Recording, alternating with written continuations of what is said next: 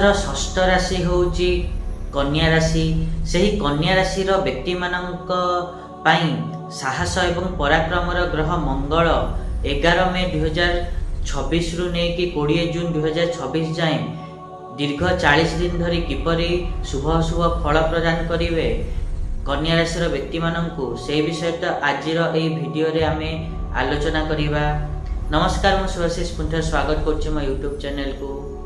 भूमिपुत्र मंगल कन्या राशि व्यक्ति मानक पई 40 दिन जो गोचर करिवे तांकर अष्टम भावर अधिपति होई अष्टम भावरे तो ता फल रे कौन सबू तांको जीवन उपरे प्रभाव पड़िबो, कौन सबू तांको फल मिलिबो से विषय तो डिटेल्स रे आज आमे भिडियो रे आलोचना करिबा।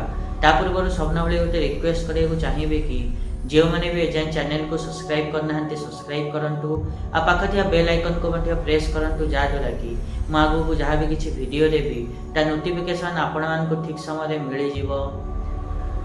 आ जदि वीडियो भल लागु थाए वीडियो को हाइप मध्य दे परिबे। जदि आमे कन्या राशि कथा हवा ताले कन्या राशि रो जेते सब व्यक्ति अछंती तांको पई मु जबते पूर्वरु कहिली कि मंगल आपण मानकर अष्टम भावर अधिपति होई अष्टम भावरे ही गोचर करिवे। तो अष्टम भावरे गोचर करिवा फल रे आपण माने देखिबे कि आपण माने एही गोचर काल रे पराक्रमी हेबे, परिश्रमी हेबे। ता सहित आपण माने देखिबे कि आपण माने यदि खेलाड़ी अटंती ताहले सफलता पाइबे एवं जदि पुलिस की सामरिक विभाग रे अछंती ताहले आपणक कार्यर प्रशंसा हबो, आपणक उन्नति प्रगति मिलिबो, छोट भाई भौणी ठारू सहयोग मिलिबो। ता सहित छोट मोट यात्रा कले सेथिरु लाभ मध्य मिलिबो। पितामातांक आशीर्वाद एवं सहयोग आपण मानंकु एही गोचर काल रे मिलिबो।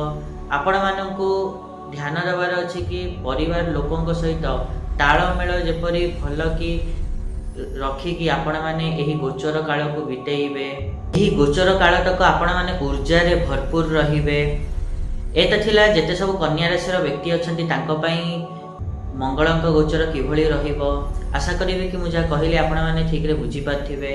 आ जदि वीडियो भल लागि छि ताहले निहाती रूपे वीडियो को लाइक करंतु, शेयर करंतु आ चैनल को सब्सक्राइब करिया पई तो जमाई भूलंतु नि। आज पई एतिकी, देखावा नेक्स्ट वीडियो रे। रहुची, नमस्कार।